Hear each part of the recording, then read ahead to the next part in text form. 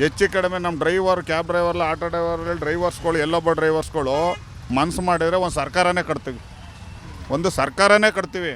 ಎಚ್ಚರಿಕೆ ನೀಡ್ತಾ ಇದ್ದೀವಿ. ಡ್ರೈವರು ಎದುರಾಕೊಂಡ್ರೆ, ಎಲ್ಲೊಬ್ಬ ಡ್ರೈವರು, ಕ್ಯಾಬ್ ಡ್ರೈವರ್, ದುಡಿಯೋರು, ಆಟೋ ಡ್ರೈವರ್ ಎದುರಾಕೊಂಡ್ರೆ ನಾವೇನು ಬೈಕ್ ಗಾಡಿ ಬಿಡಲಿ ಅಂತ 100-200 ಕೊಡ್ತೀವಿ.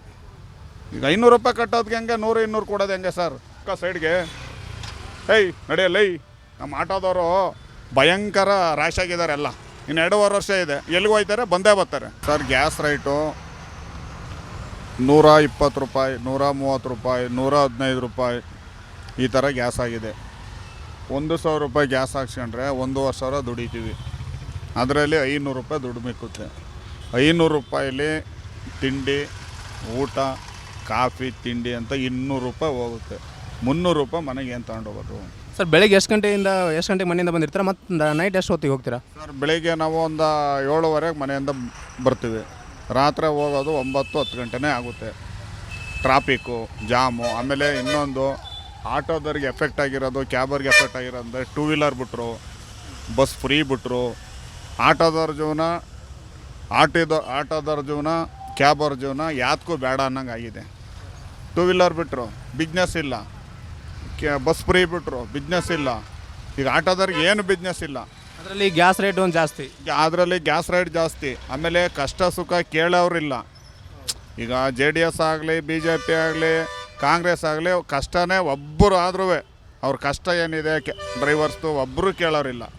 ಯಾವ ಸರ್ಕಾರ ಆಗಲಿ, ಯಾವ ಪಕ್ಷ ಆಗಲಿ, ಯಾವ MP MLAನೂ ಕೇಳೋರಿಲ್ಲ. ಪಾಪ ಯಾರೋ ಫಿಲಮ್ ಮಾಡ್ರು, ಯಾರೋ ಮಧ್ಯದಲ್ಲಿ ಕಿಟ್ ಕೊಡ್ತಾರೆ. ಅದು ಯಾರು ಇಸ್ಕೊಂತಾರೋ ಅದು ಅವ್ರಿಗೆ ಗೊತ್ತು. ಎಲ್ಲೋ ಒಂದು ಜಾಗದಲ್ಲಿ ಕೊಡ್ತಾರೆ, ಅವ್ರಿಗೊಂದು ಜನಕ್ಕೆ ಎಲ್ಪ್ ಆಗ್ಬೋದು. ಹಿಂಗೆ ಏನೋ ಒಂದು 4 ದಿವಸ ಅವ್ರ ಜೀವನ ಅಷ್ಟೇ. ಪಾಪ ಒಟ್ಟೂರ್ದವ್ರು ಕೊಡ್ತಾರೆ. ಇವರು ಓಟ್ ಹಾಕ್ಸ್ಕೊಂಡವ್ರು ಯಾರು ಒಬ್ಬರಾರ ಕೇಳ್ತಾ ಇಲ್ಲ ಸರ್ ಕಷ್ಟ ಸುಖ. ಸರ್, ನಿಮ್ದು ಆಟೋ ಡ್ರೈವರ್ಗಳದೇ ಒಂದು ಸಂಘಗಳಂತ ಇರ್ತಾವಲ್ಲ, ಆ ಸಂಘದ ಮುಖಾಂತರ ಅಧ್ಯಕ್ಷರು ಅವ್ರ ಮುಖಾಂತರ ಹೋಗಿ ಪ್ರಶ್ನಿಸ್ಬೋದಲ್ಲ ಸರ್? ಆ ಥರ ಮಾಡ್ಬೋದು. ಯಾರೂ ಮುಂದೆ ಬರೋಲ್ಲ. ಅವರು ಬರ್ತಾರೆ, ಸರ್ಕಾರ ಅವ್ರ ಮಾತು ಕೇಳಲ್ಲ. ನಮ್ಮ ಸಂಘದ ಅಧ್ಯಕ್ಷರು ಬರ್ತಾರೆ, ಒಂದು ಸಲ ಹೋಯ್ತಾರೆ. ಏನು ಸರ್ಕಾರ ಕೇಳಲ್ಲ. ಈಗ ರಾಮಲಿಂಗಾರೆಡ್ಡಿ ಅವ್ರು ಹೇಳಿದರು, 2 ವೀಲರ್ ಯಾವುದೇ ಕಾರಣಕ್ಕೂ ನಾವು ಬಿಡಿಸಲ್ಲ, ಕ್ಯಾನ್ಸಲ್ ಮಾಡ್ತೀವಿ ಅಂತ ಹೇಳಿದರು. ಮಾಡಿಲ್ಲ. ಈ ಸರ್ಕಾರ ಯಾವುದೇ ಕಾರಣಕ್ಕೂ ನೋಡಿ ಸರ್, ನಮಗೂ ಆಸೆ ಇದೆ, ಸರ್ಕಾರದ ಬಗ್ಗೆ ನಮಗೂ ಆಸೆ ಇದೆ. ಆದರೆ ನಮ್ಮ ಡ್ರೈವರ್ಗಳ ಬಗ್ಗೆ ಅವರು ಗಮನ ಹರಿಸಿಲ್ಲ.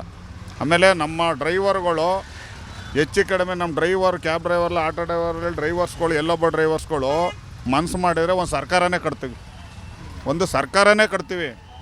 ಆದರೆ ನಮ್ಮ ಬಗ್ಗೆನೇ ಅವ್ರು ಎದುರಾಕೊಂಡವ್ರೆ ಅಂದರೆ ನೆಕ್ಸ್ಟು ಯಾವುದೇ ಸರ್ಕಾರಕ್ಕೂ ನೆಕ್ಸ್ಟು ಕಷ್ಟ ಆಗುತ್ತೆ. ಅಂದರೆ ಎಚ್ಚರಿಕೆ ನೀಡ್ತಾ ಇದ್ದೀರಾ ನೀವು ಸರ್ಕಾರಕ್ಕೆ? ಎಚ್ಚರಿಕೆ ನೀಡ್ತಾ ಇದ್ದೀವಿ. ಡ್ರೈವರು ಎದುರಾಕೊಂಡ್ರೆ, ಎಲ್ಲೊಬ್ಬ ಡ್ರೈವರು, ಕ್ಯಾಬ್ ಡ್ರೈವರ್, ದುಡಿಯೋರು, ಆಟೋ ಡ್ರೈವರ್ ಎದುರಾಕೊಂಡ್ರೆ ಯಾವುದೇ ಕಾರಣಕ್ಕೂ ಯಾರು ಓಟ್ ಹಾಕಲ್ಲ.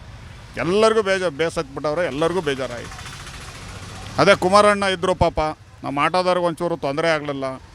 ಯಾವುದೇ ಕಾರಣಕ್ಕೂ ಆಟೋದವ್ರಿಗೆ ತೊಂದರೆ ಆಗಲಿಲ್ಲ, ಕ್ಯಾಬ್ ಅವ್ರಿಗೆ ತೊಂದರೆ ಆಗಲಿಲ್ಲ. ಸಬ್ಸಿಡೆಂಟಾಗಿ ನಡೀತಾ ಇತ್ತು ಕುಮಾರಣ್ಣರಿದ್ದಾಗ. ಯಾವ ಪೊಲೀಸ್ನವರು ಕೈ ಹಾಕ್ತಿತ್ತಿಲ್ಲ. ಇವಾಗ ಪಾಪ ಪೊಲೀಸ್ನವ್ರು ಕೆಲವರು ಒಂದು ಕಡೆ ಹಿಡಿತಾರೆ, ಒಂದು ಕಡೆ ಹಿಡಿಯಲ್ಲ. ಈ ಕಷ್ಟ ನೋಡಿ ಪೊಲೀಸ್ನವರು ಹಿಡಿಯೋದು ಬಿಟ್ಬಿಟ್ಟವ್ರೆ. ಅಂದರೆ ಇಲ್ಲಿ ಯಾವುದೋ ಶೇಷಾದ್ರಿಪುರಂ ಅಂಡರ್ಪಾಸು ಅದು ಅಂತ ಹಿಡ್ದು ಉಸ್ಲು ಮಾಡ್ತಾವ್ರೆ.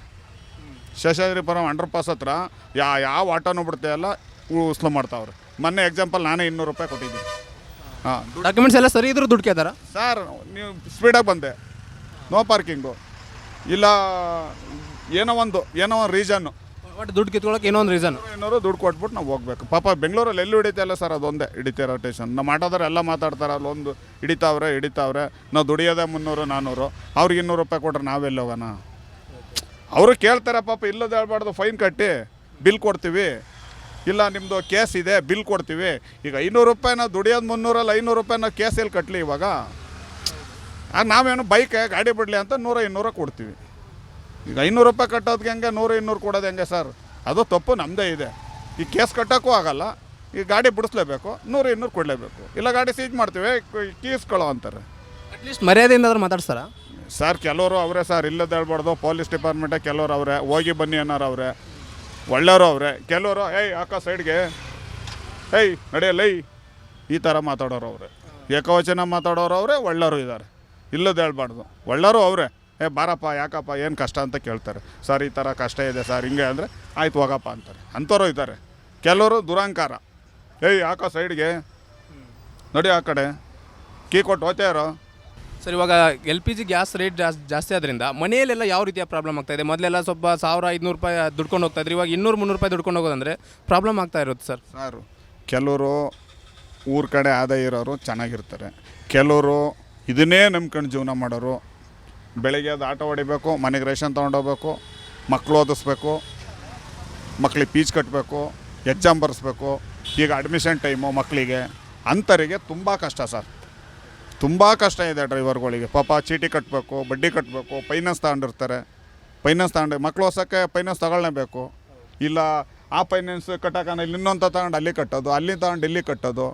ಭಾರಿ ನಮ್ಮ ಡಿಪಾರ್ಟ್ಮೆಂಟಲ್ಲೂ ಭಾರಿ ಅಲ್ಲಂಡೆ ಇರ್ತದೆ ಸರ್.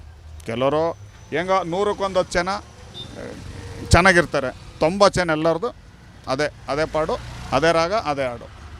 ಸರ್, ಇವಾಗ ಗ್ಯಾಸ್ ರೇಟ್ ಜಾಸ್ತಿ ಆಗಿರೋ ಬಗ್ಗೆ ನೀವು ಸರ್ಕಾರಕ್ಕೆ ಏನಾದ್ರು ಕೊನೆಯದಾಗಿ ಹೇಳೋದಾದ್ರೆ? ಸರ್, ಸರ್ಕಾರಕ್ಕೆ ಕೊನೆಯದಾಗಿ ಅಂದರೆ ಇವಾಗ ಗ್ಯಾಸ್ ಎಲ್ಲ ಕಡೆ ಸಿಗ್ತಾ ಇದೆ, ರೈಟ್ ಜಾಸ್ತಿ. ಅವಾಗ ಸಿಗ್ತಿತ್ತಿಲ್ಲ, ಕ್ಯೂ ನಿಂತ್ಕೋಬೇಕಾಗೋದು. ಇವಾಗ ಸಿಗ್ತಾ ಇದೆ, ರೈಟ್ ಇನ್ನೂ 5 ರೂಪಾಯಿ 10 ರೂಪಾಯಿ ಜಾಸ್ತಿ ಮಾಡ್ತಾವ್ರೆ. ದಯವಿಟ್ಟು ಸರ್ಕಾರಕ್ಕೆ ಮನವಿ ಮಾಡೋದೇನೆಂದರೆ ನಮ್ಮ ಡ್ರೈವರ್ಸ್ಗೆ ಗಮನ ಕೊಡಿ, ಗ್ಯಾಸ್ ರೇಟ್ ಕಮ್ಮಿ ಮಾಡಿಸಿ. ಇದೊಂದು ಲಾಸ್ಟ್ ನಿಮ್ಮ ಮನವಿ ಮಾಡ್ತಾಯಿದ್ದೀವಿ, ಗ್ಯಾಸ್ ರೇಟ್ ಕಮ್ಮಿ ಮಾಡಿಸಿ. ನಮ್ಮ ಡ್ರೈವರ್ಗಳಿಗೆ ಒಂದು ಸ್ವಲ್ಪ ಮನವಿ ಕೊಟ್ಟು ಗಮನಿಸಿ, ನಮ್ಮ ಡ್ರೈವರ್ಗಳಿಗೆ ಗಮನ ಕೊಡಿ. ನಮ್ಮ ಆಟೋದವರು ಭಯಂಕರ ರ್ಯಾಶ್ ಆಗಿದ್ದಾರೆ, ಎಲ್ಲ ಸರ್ಕಾರದ ಮೇಲೆ ಎಲ್ಲ ರ್ಯಾಶ್ ಆಗ್ಯಾರ, ಎಲ್ಲ ಬಿಟ್ಬಿಟ್ಟಾರೆ ಮಾತಾಡೋದೆ. ಸರ್ಕಾರ ಸುದ್ದಿನೇ ಮಾತಾಡೋದು ಬಿಟ್ಬಿಟ್ಟಾರೆ. ಬಂದೇ ಬರ್ತಾರೆ, ಇನ್ನು 2.5 ವರ್ಷ ಇದೆ, ಎಲ್ಲಿಗೆ ಹೋಗ್ತಾರೆ, ಬಂದೇ ಬರ್ತಾರೆ ಅಂತ ಎಲ್ಲ ತೀರ್ಮಾನ ತಗೊಂಡವ್ರು ನಮ್ಮ ಡಿಪಾರ್ಟ್ಮೆಂಟವ್ರು.